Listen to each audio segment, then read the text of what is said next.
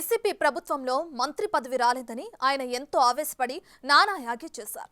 Senior ఎమ్మెల్యేనని, అందులోనూ SC నేతనైన తనకు మంత్రి పదవి ఇవ్వాల్సిందే అని పట్టుబట్టారు.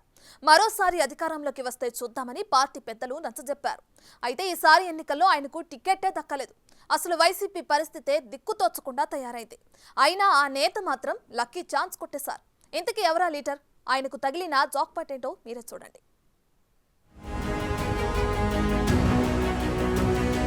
అనకాపల్లి జిల్లా ఎస్సీ రిజర్వ్డ్ నియోజకవర్గం పాయకరావుపేట మాజీ ఎమ్మెల్యే గొల్ల బాబూరావు.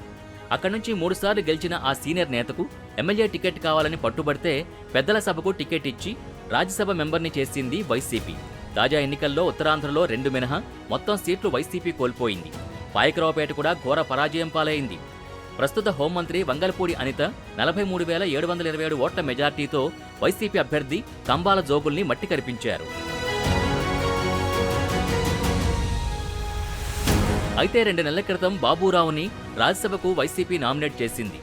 దాంతో ఆయన పదవికి ఎలాంటి ఢోకా లేదు. 2030 ఏప్రిల్ దాకా ఆయన రాజ్యసభ ఎంపీగా కొనసాగనున్నారు. ఏ గెలుపోటములతో సంబంధం లేకుండా ఆయన పదవి పదిలంగా ఉండబోతోంది. దాంతో బాబూరావు అనుచరులు తెగ సంబరపడుతున్నారు. మా నాయకుడు కోరినట్టుగానే ఎమ్మెల్యే టికెట్ ఇచ్చి ఉంటే ఇప్పుడు ఆయన పరిస్థితి కూడా వైసీపీలో అందరిలాగే ఉండేదని తలుచుకుని దేవుడికి ధన్యవాదాలు చెప్పుకుంటున్నారు.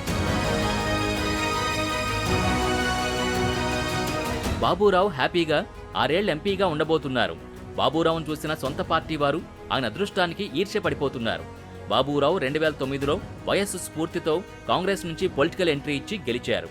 గ్రూప్ 1 ఆఫీసర్ అయిన తర్వాత వైసీపీ బాటపట్టి 2012 బైపోల్స్ సహా 3 సార్లు ఎమ్మెల్యేగా గెలిచారు. ఈసారి పెద్దగా కష్టపడకుండానే పెద్దల సభలో సభ్యుడై లక్కీ లీడర్ అనిపించుకుంటున్నారు.